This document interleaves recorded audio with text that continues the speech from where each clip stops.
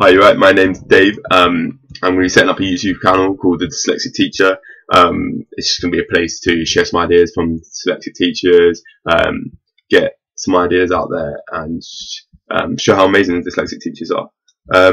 Today's vlog is all about getting through your final placement, your final year at university to become a teacher, getting your PGC or your BA, your QTS. So I'm going to start with the boring bit, getting through the coursework. It's really important you get through it, otherwise you won't pass. You won't do what you want to do. So one of my major points is make the library your friend. Bring your snacks, make sure you've got enough for the day. Vegetables, chocolate, whatever makes you happy, bring it. Make it a social learning environment. Get your friends down, get a bit of Vygotsy chat going, make that social learning theory happen.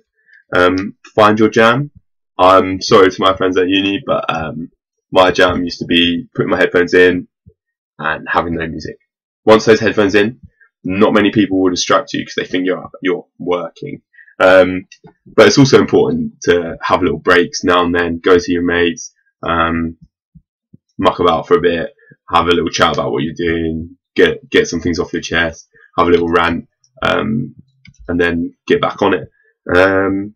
A major thing for me that took me a couple of failures in second year to work out was you need to do the reading weekly.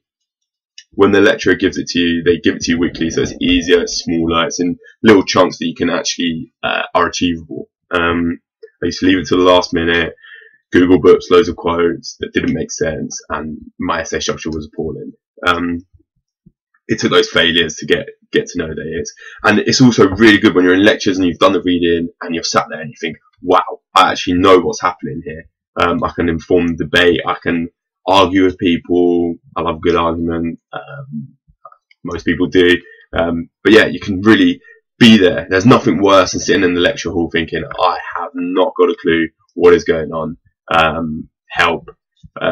Yeah, so do reading and you won't be in that situation. Another lesson I learned from failing in second year, a couple of essays, was access what the university has to offer. You pay £9,000. There's loads out there. There's library services, there's librarians that will search for your books for you. You don't even have to go and get the books. They'll search for them. They'll put them behind the main desk so you can just go and pick them up. There'll be proofreaders. There'll be loads of people. A big shout out to Marie, who was my dyslexia tutor. She really helped me. She gave me skills that I still use now in my NQT year. She taught me how to proofread, which is massive, as I write EHCP plans all the time. And like their legal documents, they go out to parents, head teachers, governors, health professionals. Like it's a big thing, and it really saves that embarrassment of getting that back from your head teacher and saying, there's 100 spelling mistakes here, Dave. Come on, let's sort it out. She gave me massive proofreading skills, things that I can use from the computer technologies that I can use to really map my ideas and then get them down in a structured way and then proofread it. So it's really simple ways of getting through it. If you want any more ideas on like those things, go and access a dyslexia tutor. If you haven't got one, comment below and I'll give you some ideas. This is a funny thing. The lecturers do actually want you to pass. I mean, I can't remember how many times at uni I heard people say, the lecturer hates me, I'm not going to pass it because he hates me, or she hates me. They don't. They genuinely want people to pass.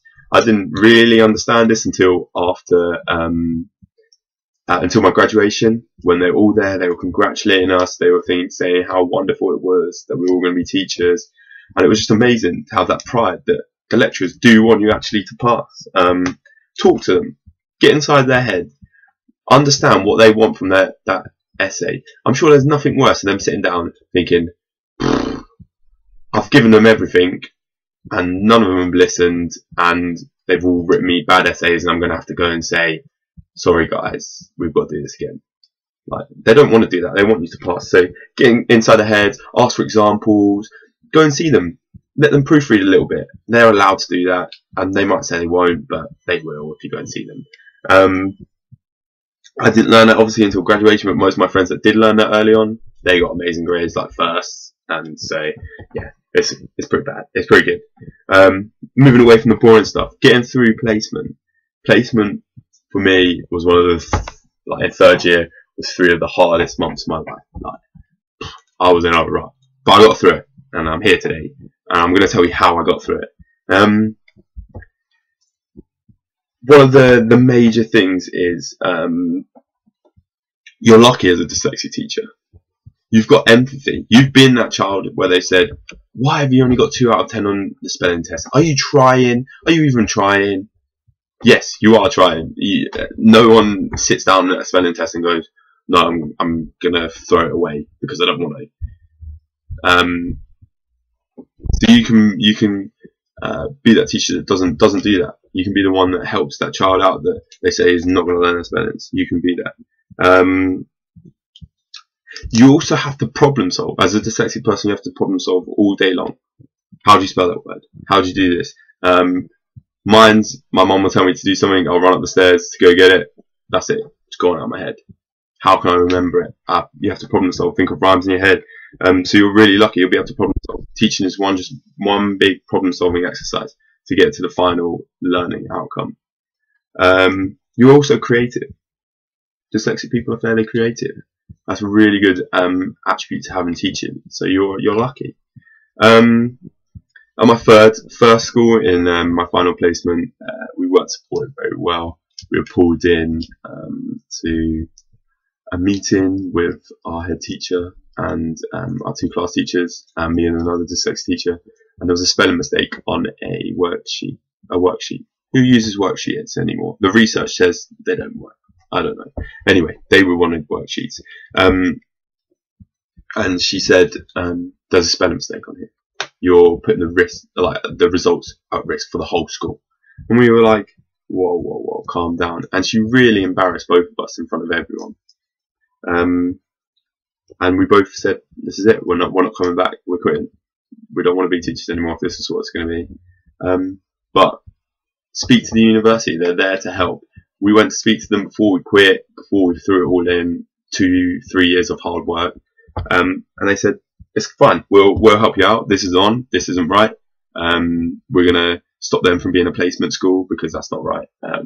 And they really helped us to get into a new school that really nurtured us and made us the teachers we are. I think both of us came out with high results. The equivalent of outstanding, so that was really, really good. So keep in touch with the uni. They're there to help you. There were a number of bad days where I thought, what am I doing? I haven't got a clue. My head was above the water, just about. I was about here above the water. Sometimes I get my nose out to breathe, but my legs underneath were. But it's okay. Everyone has bad days. I have loads of bad days still. Even though I'm a qualified teacher, I still have bad days. You get colds, you get tired, you get stressed, you have lots on. It's okay. Everyone has them. The head teacher has them. The Minister of Education has them loads. So it's fine. Put some chill music on, relax, and have 1 minute to yourself. Breathe. Make that classroom your relaxed place.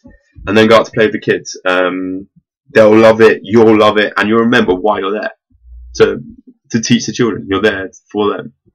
And it would just be a good morale boost to come back into the class and think, yeah, we've got this now. We're a team. We're gonna have this.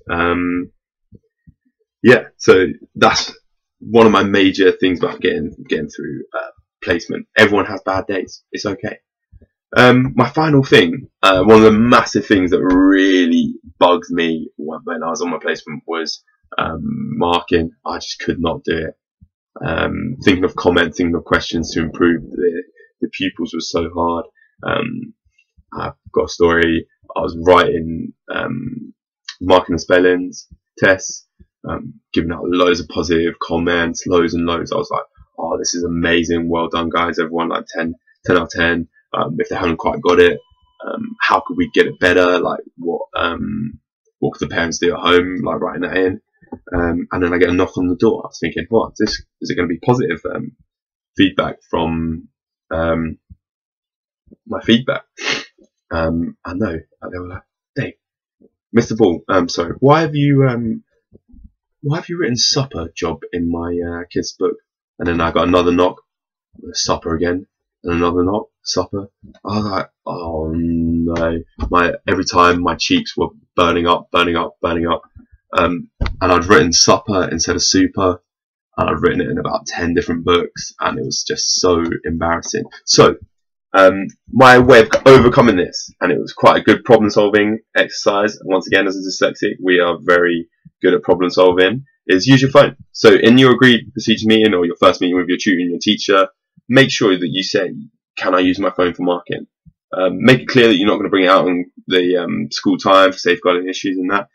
But then just use the voice notes or the voice recorder, and it will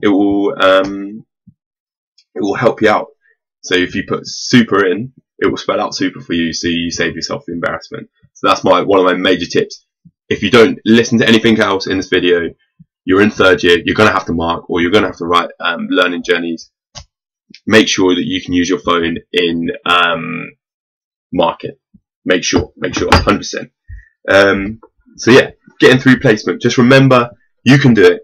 You've got this. Positive mental attitude. You are going to get through this. Finally, I wanted to talk about finding your job. Because in third year placement, you're going to have to think about finding a job, getting a job. You're lucky.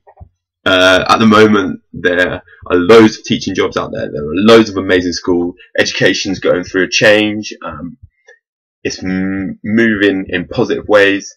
So you'll find the school for you.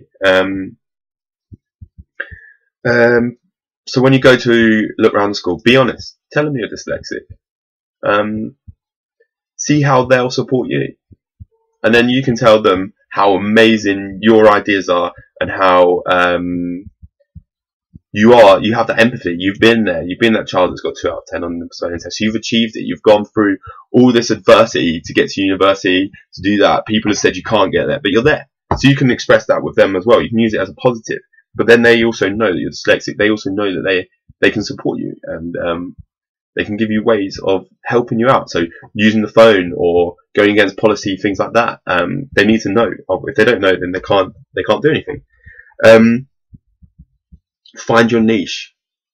Teaching isn't just year 1 to year 6 mainstream. You can go into college lecturing. You can go into outdoor learning, forest schools, museum educators, wetland centre educators. Like, you could go to the zoo. You could work as a zoo as a teacher. There are zoo jobs. You could go work at residential schools. But where I found my niche was in special needs, and I'm so lucky to have 10 people with severe learning difficulties call me their teacher. I wake up every day excited to go and teach them, because I found my niche. That's where I want to be, and yeah, I'm kind of welling up now thinking about it. And yeah, always remember why you sign up to do it. Like, why did you sign up for the final year placement? 3 months of marking, meeting, and managing 30 children, whilst it seems the rest of the world's out partying, because you loved it, because you had a passion for it, because teaching is an amazing thing to do, and you're so lucky to be privileged to do it. So my final thing is, make sure you have fun. Dress up, tell jokes, go outside, harness your inner kid. Teaching is an amazing thing. Enthusiasm goes everywhere. If you're enthusiastic about what you're teaching, even if it's slightly wrong or the topic's a bit boring, like, you can make commas and full stops an amazing activity. You can use punctuation, kung fu, you can do everything. So enthusiasm and energy will make you overcome everything, all those boundaries. My massive thing used to be modelling. I really find it hard to stand up and model, but in the end I was just like, if they said, Mr. Ball, you've made a mistake, I was like, oh, have I? Thank you so much for, I was testing you, could you do that? So you use those kind of things, problem solve, think of ways around the embarrassments of not being able to process quicker than most people can. And finally, remember, you can do this. Teaching is amazing. You're doing an amazing thing. to keep it going. Thank you for listening. Sorry it was a bit long. Feel free to comment below if you've got any questions, or email me dball at southend. Dball at kingsdown.southend.sch.uk. And subscribe for some more videos. Thank you for watching. I hope it was good for you, and it'll help you through. Remember, positive mental attitude. Happiness is a journey, not a destination. And you're on the journey.